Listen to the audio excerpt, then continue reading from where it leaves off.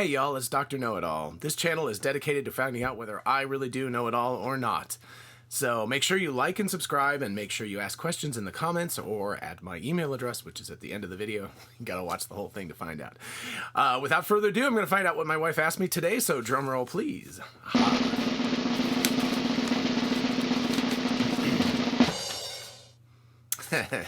All right. I think she asked me this one on purpose. there's a reason for this. So the question is, are expensive watches worth it? So I'm going to say it depends. And yeah, I think that's a reasonable answer, so I'm going to give myself a thumbs up. It does depend. So anyway, let me try something a little bit different and do a real quick cut, because I got to gather all my watches together and everything. So I'm going to do one of these magic like transitions. So watch this. I'm going to snap my fingers. I'm going to be back with all my watches. So 1, 2, 3. Magic. Okay, I'm back. I have all my watches. Okay, I'm just gonna kind of hold them up and show them to you here. I will obviously insert some nice macro graphics later on, but for now I just want to talk about the watches and kind of just like group them and everything like that. Actually, I should probably take off the watch I'm wearing too. Alrighty, so the range of watches, this actually is kind of a state of my watch collection, I guess, too. But I think I've got 2 orders of magnitude here, or the most expensive watch is approximately 100, maybe 120 times what the cheapest watch is. So yeah, it's pretty crazy. So let's just kind of go through these from kind of bottom to top-ish. So number 1, good old Casio. This is not a G-Shock specifically, but this is, you know, kind of along those lines. It's a 100-meter water resistance, obviously a digital watch. There is a fascinating thing to this. I actually forgot I had this watch until recently when I dug it out of a box of, I think it was scuba diving equipment, and realized that I had bought this watch years ago. It is 15 seconds fast after I think 4 years in a box. So damn. Go Casio. That's impressive, because I usually hack my watches, so I try to find out. All right, so moving up from there, in terms of cost, I guess, we will move to the next one, which is a lovely Seiko SKX 009. This actually I gave to my son. I've had this for, I think, close to 20 years, somewhere in that range. This is an automatic watch, as you can tell from the way that it is sweeping that way. So anyway, I'll discuss that in a little bit more later. Going up in price after that, ye old Apple Watch. See if I can just get, yeah, so there you go. So I got a standard analog face, which is the thing I prefer for it. So I'm sure you guys know that. So we've now gone from approximately, like, let's say $30 or $40 up to, this is in the low 200s. This is an Apple Watch Series 3, so this is a little bit older now, but I mean, when I purchased it, I think it was $350. I also have my lovely Zelos Swordfish. This is in bronze. It's got a stainless steel bottom, so it doesn't cause any problems in terms of, you know, causing stains on your wrist. But this is bronze. This is actually a fairly new watch, but you can see it looks, this has this beautiful patina on it that makes it look rather old. Again, I'll show some macro shots of it. It's got a beautiful blue dial. I'm a big fan of the blue. And this is on a rubber strap. It also has a leather strap, but it's got a cool swordfish. This is in the $350 range. So, and it's again an automatic movement. You can see from the sweeping of the hands. There you go. Moving up in price from there. This, you know, okay, so this is a Scubapro. I think this is called a Z1, if I'm remembering correctly. Gosh, I believe that is correct. I think it is a Z1. Anyway, this is a solar-powered dive watch. So it is, you know, you can obviously see that it's got a time and all that kind of good stuff, but it's kind of chunky, and this serves another function. This is a dive computer. So essentially, if you go scuba diving, you've got all the information you need to make sure that you don't kill yourself while you're scuba diving. So that is a whole other thing. I bought that used for way cheaper, but I think it retails for in the order of like $700, $750. So that's, you know, we're moving up rapidly. And now we're going to take a really, really big jump. And we're going to move into what's called luxury watch land. So here is my Omega Speedmaster. This is the, I think it's called the reduced version. I actually really like this. The professional is more expensive.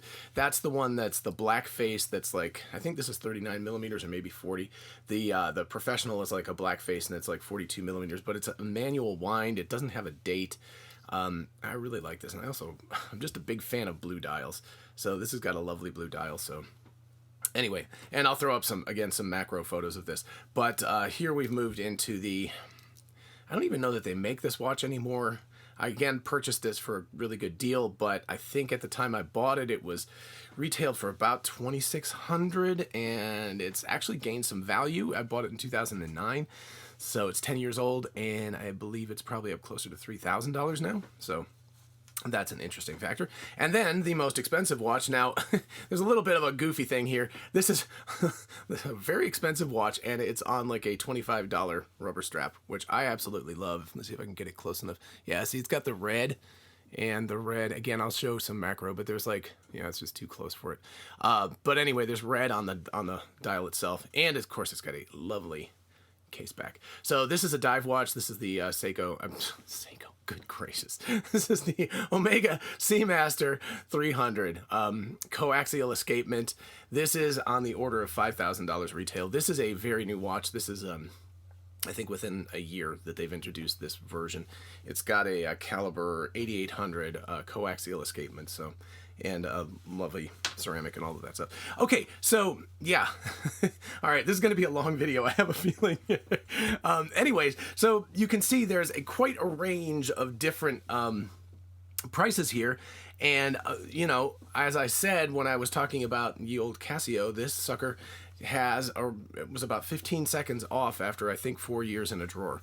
So, and in fact, it's amazing the battery lasted that long too. But so you might ask, okay, number one, I've got a phone, so why do I need a watch, period? You don't. Second of all, I can go out and buy a watch for, I think somewhere around $30 or $40, and it will keep time. That is damn accurate. Or, if you want to go a whole different direction, you can get yourself any of a number of different smartwatches these days that are atomically accurate because, of course, they connect through Bluetooth to your phone or to the cellular phone network, and they adjust their time based on that. So you never have to worry about time. You never have to worry about time zones. If you fly to someplace else, it just automatically changes to wherever you're going. So really, what's the point of paying anything more than, say, at the maximum $300 or $400 for a smartwatch that you're getting a lot of extra stuff from? I mean, if you look at this watch, most expensive watch I have, and I'll throw up pictures of this with the bracelet because on the rubber strap it looks a little dressed down, but I kind of love it like that. But if you look at this, it's got time, it's got a rotating bezel because it's a dive watch, and it's got a little date window down there at the bottom. So this does time and date. This guy right here, whoops, my Casio watch, has a stopwatch. It has, I think it has a world time, so I think it has dual time. It has an alarm function, all of these other things that are not in the other much more expensive watches. And of course, this one you're paying more money for, but this one is a dive computer, which will save your life. So that's probably a good thing. Okay, so let me talk about this, I think, a little bit in two parts. All right, number one, and I'm going to be generalizing here. There are many people who don't fit this mold, but just it helps to generalize. I'm trying not to stereotype, but I'm trying to generalize. That I think that most of the expensive watch purchasers, not all by any means, are male. And that tends into the second half of what I'm saying, which is, or what I'm talking about, which is that most of, again, the jewelry purchasers in the world tend to be female. Now, I know there's plenty of men with earrings, with nose rings, with lots of rings, with necklaces. I went through a period of time, good Lord, in the 90s where I wore a necklace.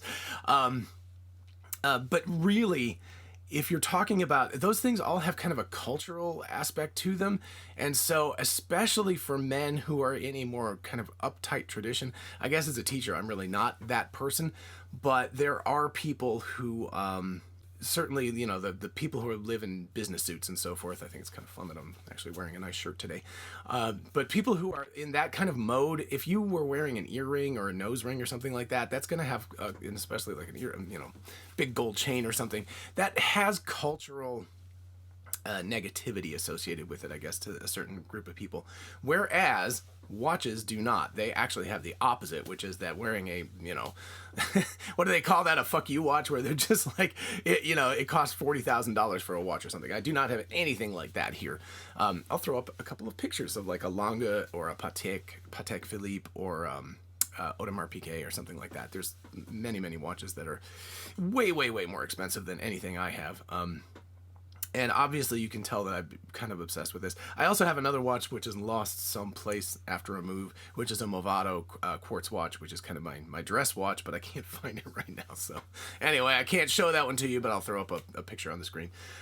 Anyway, so men have, I think, less of an outlet when it comes to wearing jewelry. So, and I'm definitely considering a watch for the most part as jewelry. It has a function, but anything from a very cheap watch to a not watch at all, now that we have phones, right? You know, there was, back in 1955, this was an entirely different matter. You needed to have a watch in order to get through your daily life because you needed to know what time it was, and there were not as many time sources around. And an accurate watch was super important for people like railroad engineers and other people who were doing, time critical work. So things have changed drastically because effectively the timekeeping aspect of our lives has gone to our phones, which is, like right there. And so these have become watches, in the 1970s, especially with the quartz revolution, when suddenly watches could be had for very, very little money. The luxury watch brands suddenly found themselves having to recast themselves instead of as excellent tool watches as excellent luxury watches. And you can see that in the styling cues of something like this. For number one, a case back that shows off the pretty movement and everything with all the finishing, that is absolutely unnecessary from a tool watch point of view, but it's beautiful and I love it, so I'm not complaining about it, but I'm just saying it's not necessary. Also, look at the face of this is, and again I'll throw up some macro shots, but this is an absolutely smashing beautiful case. This is ceramic on the outside. It's a ceramic face to the watch. It's got this incredible luminance and everything attached to it, and it's got just it's just beautiful, right? So you start to think of this as a luxury item and also as something of a work of art. So, or jewelry, right? So what's the price of a very classy ring is partially the fact that you have maybe a large diamond, like 1 or 2 carats or something, or the gold. But a lot of it past the basic level of those materials is if you buy a piece of jewelry from Tiffany, it's going to cost you more money because it's a Tiffany piece of jewelry versus, Joe's jewelry shop piece of, jewelry, or Belk or JCPenney. They sell rings and they sell bracelets and they sell necklaces and so forth, but there's a cost associated with a name brand. And certainly you can tell I'm kind of a Omega guy. The Speedmaster and the Seamaster have a lot of what's called provenance in the collector's world, which means that they have a history. This watch, not this watch, but the watch that is part of this watch's lineage, the Speedmaster, was the one selected by NASA to go into space and to fly to the moon. And Rolex has a competitive thing with their Sea Dweller, not their Submariner, but the Sea Dweller was picked by Comex in the late 1960s for their professional line of dive watches. So, you get into these watches that have something that art collectors would understand, which is provenance, right? A Picasso is worth more than somebody else that paints like Picasso but is not famous like Picasso, right? So you could have a painting that was objectively relatively similar in terms of style, but maybe the one person was imitating Picasso, or even if they were painting at the same time, he just happened not to be famous. The provenance of the piece of art is not the same, and therefore the value of it is not the same. There is also, certainly in the realm of mechanical watches, like this Seiko and the Omegas and Rolexes and so forth, automatic watches are, to some extent, like sculptural works of art. They are amazing. There are hundreds of pieces inside these things, and they all have to work with each other. They all have to work perfectly. They all have to work for years, and they have to work very, very accurately, right? This guy is certified to gain no more than 3.5 seconds per day. Now that sounds like a lot compared to atomic time, but that is just nothing when you think about the fact that there are like 200 plus moving parts in there. This Speedmaster in here has even more because it's got a stopwatch complication, which unfortunately this one's wound down right now. It's not running, or else I would show you the stopwatch. But anyway, it's got a stopwatch complication, which adds like another 150 parts. It's crazy how much stuff they stuff into these things. They're robust. They can take a beating. They're absolutely not necessary, but neither is my wedding ring, But my wedding ring is a piece of jewelry, and I very much appreciate it, and I'm sure my wife appreciates I'm wearing it. So there you go. But anyway, it's so we're talking about. Number one, is it necessary? No, watches are not necessary at all. Certainly having some sort of timekeeping device, I would say, is necessary. But since everybody practically, at least in the first and even in most developing countries, has a smartphone, which is connected up to the cell phone grid, which has got atomic time basically keeping track of it, they all have perfect time. So you don't need a watch, period. Unless you can argue that actually you might need a dive watch, dive computer, because that thing is serving a function that nothing else can serve, which is that it is keeping track of what your vital statistics are when you're underwater. So that's a different matter. You can make an argument that you would really like to have a smartwatch, because a smartwatch has a lot of functionality, and it allows you not to take your phone out of your pocket so much, and you can do a lot of things from the watch itself. And especially, it seems like fitness tracking is the big thing for smartwatches these days. And I certainly wear my smartwatch when I go out and exercise and so forth. So what's left for these guys? Like, why do I want something like this? Well, I would say it's something between jewelry and I hope it's not about status. Certainly, because of what I do, I have never had a person, like, this is very true. I've never had a person ever stop me in my job and go like, wow, what kind of watch is that? Now, I know in certain circles that the status of having an Omega Speedmaster, and that's really on the low end of, like, quality watches, there would be people who would be very much appreciative of that, and you would get status from that. As it happens, being in the teaching gig, it just isn't. So I purchased these because I just love them. I think that they are beautiful. I really think they're works of art. I just kind of also love the fact that I can put this really expensive watch on a $25 strap and it looks gorgeous, but it also looks sporty. So it's fun, right? So you can dress it up, dress it down. But I think that if you think about it in terms of maybe a car analogy is a good analogy. You have, what can you buy?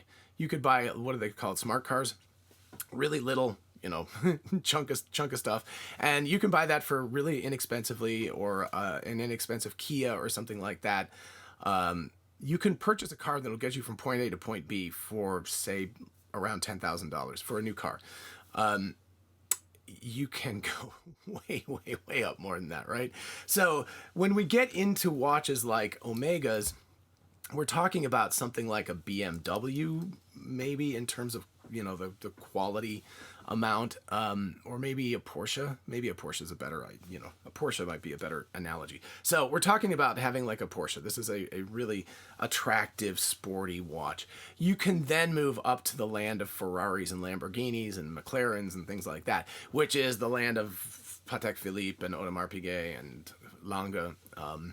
So, you can move up to those. So the point is that, of course, there's a massive segment of the population that's like, why in the world would I buy anything more than just a good middle of the road $20,000 to $30,000 vehicle? It gets me where I need to go.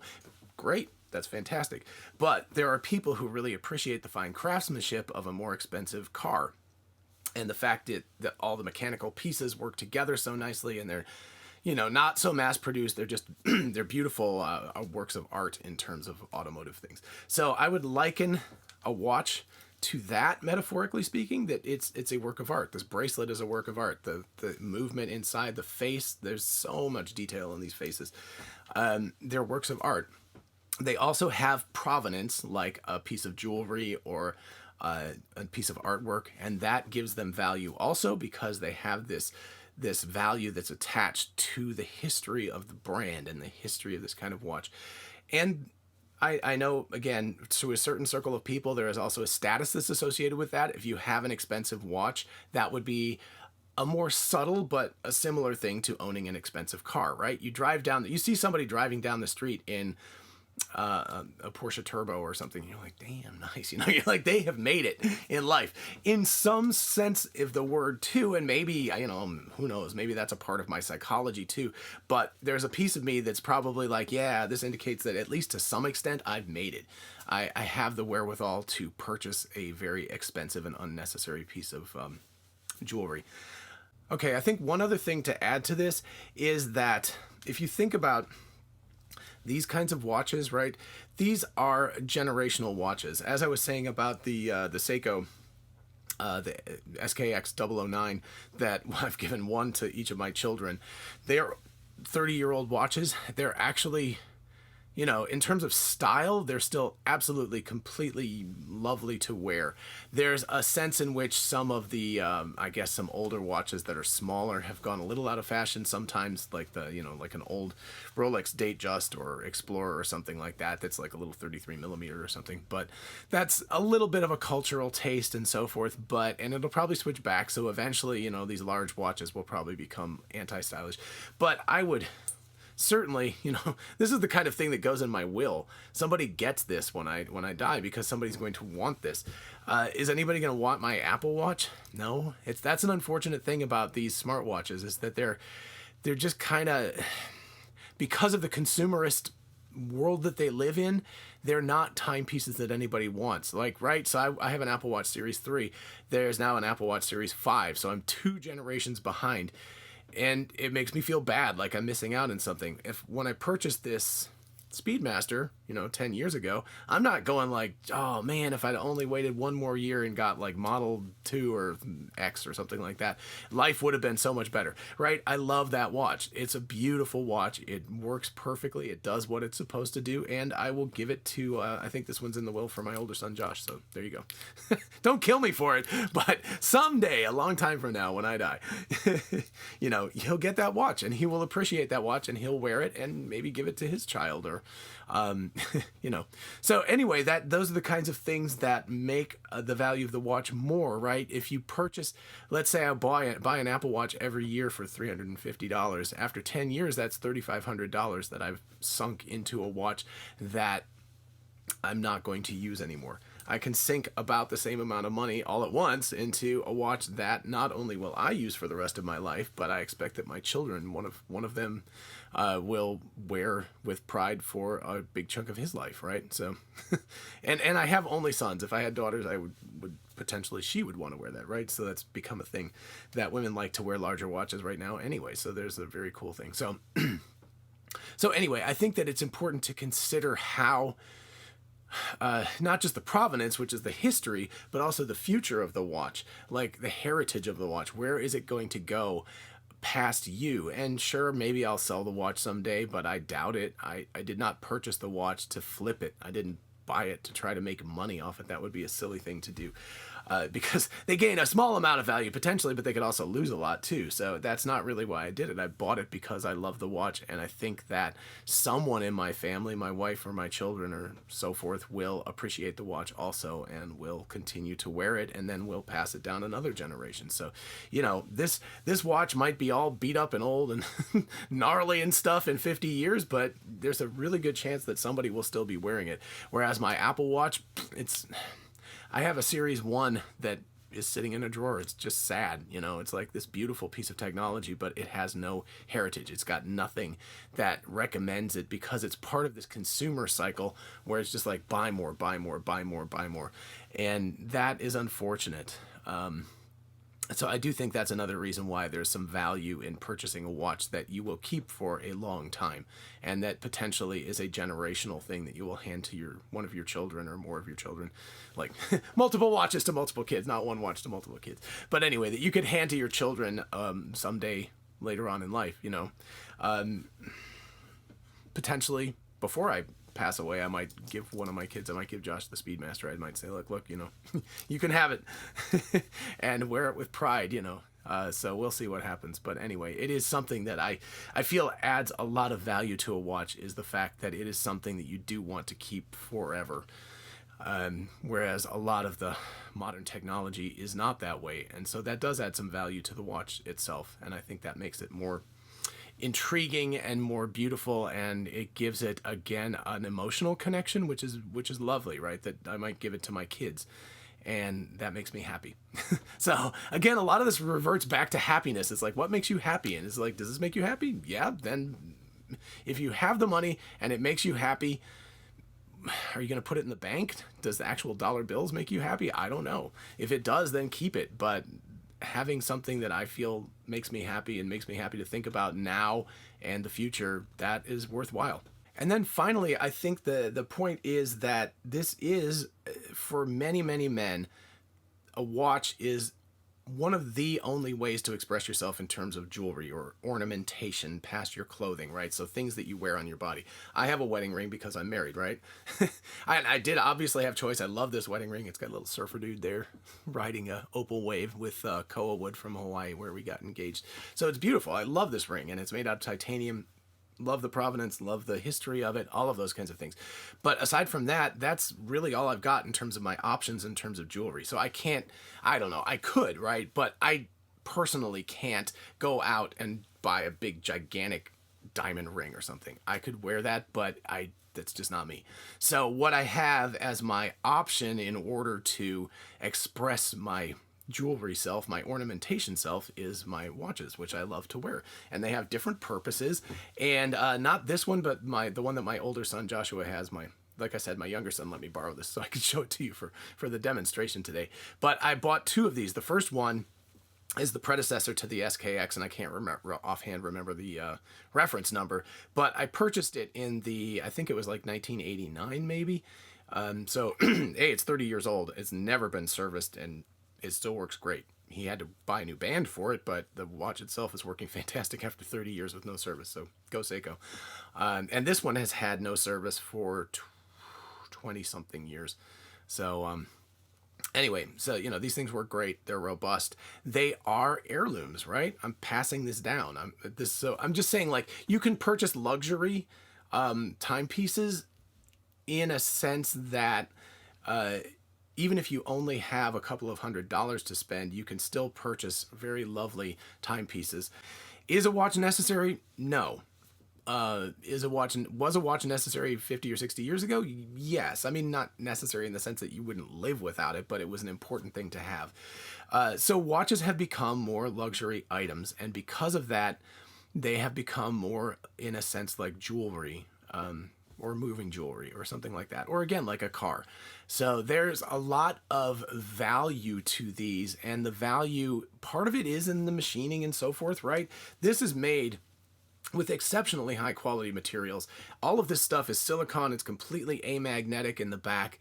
It requires no maintenance or anything for years because of the nature of the escapement and everything, and it's new technology. So this is made with exceptionally beautiful pieces. The hand finishing in the back, I don't know if you can see that really well, but again, I'll show macros, but there's absolutely gorgeous finishing on the front and the back. All of that is there. That is part of the cost of it. The brand is also part of the cost of it. Even when you buy laundry detergent, if you buy Tide, it's going to cost you more than generic brand laundry detergent, right? So you're paying for the name brand, you're paying for the quality of the build, and you're also paying for time. A lot of machining is involved, but also a lot of handwork is involved. So there's a lot of human beings involved. When you get up into the very expensive watches, those are, some of them, they even make like the micro brands, they make a deal of like everything being handmade and hand finished, which is just crazy. But those watches can cost $150,000 per watch. So is an expensive watch worth it? It depends. It really does. I think for me, yes, it definitely is worth it. I absolutely love watches. They're kind of an expression of me. I get a great deal of pleasure out of it. Is it worth it to buy a diamond ring or a necklace or earrings that are expensive? You tell me. It's in that same category. They're not necessary, but people love them and it gives them pleasure. So why not, right? If you have that capability, and in some senses, I'm supporting an industry that's anachronistic in the sense that it's not necessary anymore, but it is kind of a beautiful industry, and I choose to support that with my money. So there you go. I'm sure Lane asked me this question. So this one's for you, baby. Anyway, yeah. So thank you very much for watching, and let me know if you have any questions or thoughts in the comments. I would really appreciate reading your feedback from this. And also make sure that you like and subscribe, and definitely ask questions at DrKnowItAllKnows@gmail.com. And that way you can ask me other questions and you can find out what I know and what I don't know. Until next time, thank you so much.